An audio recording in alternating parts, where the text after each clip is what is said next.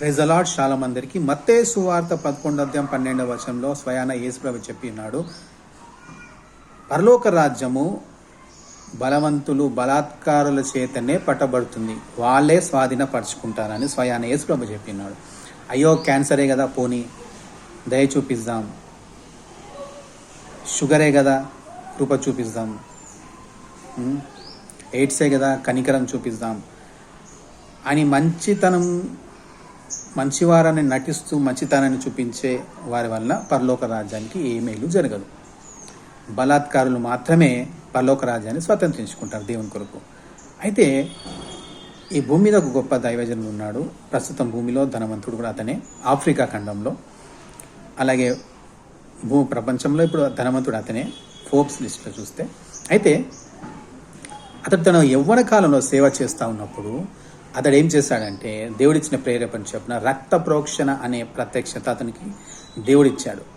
అప్పుడు తన ఇంటి చుట్టూ 100 ఎకరాల్లో భూమి ఉండేది. అంటే హైదరాబాద్లో పరేడ్ గ్రౌండ్ ఎలా ఉంటుందో అలా పెద్ద గ్రౌండ్ అనమాట. అక్కడ ప్రతి రాత్రి సాతాను ఆరాధించేవారు బలులు అర్పిస్తూ వాళ్ళ సమూహాలు రకరకాల మీటింగ్స్ వాళ్ళు అక్కడ ఏర్పాటు చేసుకుంటూ ఉండేవారు. అలాంటి భయంకర ప్రదేశంలో ఇతడు సేవకులే మీటింగ్ ఏర్పాటు చేసి తన సేవకులకు బకెట్ నిండా నీళ్ళు నింపి యేసు రక్తమని ప్రార్థన చేసి ఆ ప్రాంతమంతా యేసు రక్తం అని ప్రతిష్ఠిస్తూ ఈ ప్రాంతాన్ని యేసు క్రీస్తు కొరకు మేము ఈ భూమిని ప్రతిష్ఠిస్తున్నామని వాళ్ళు ప్రతి నెల కూడుకున్నప్పుడల్లా అలా ప్రార్థన చేసేవారు. అలా చేస్తూ ఉండగా ఆ అట్మాస్ఫియర్ అంటే వాతావరణంలో ఎంత మార్పు వచ్చిందంటే, అక్కడ సాతాన్ని ఆరాధించేవారు కాలు పెట్టాలంటే కూడా భయంతో వణికిపోయేవారు. తర్వాత వాళ్ళు అక్కడ రావడం మానేవేశారు, అనేకులు రక్షింపబడ్డారు. తర్వాత దేవుడు ఎంత దీవించాడంటే ఆ 100 ఎకరాల ల్యాండ్స్ మొత్తం కూడా అతను కొనుక్కొని చర్చ్ కట్టుకున్నాడు అక్కడ. తర్వాత అతని ద్వారా ఎవరైతే సేవకులు చేశారో వాళ్ళు తమ ప్రాంతాల్లో అలాగే చేసి ప్రతి ప్రాంతాలన్నింటినీ మా స్వాధీనంలోనే తీసుకున్నారు. యేసు రక్తంలో ఉన్న విలువ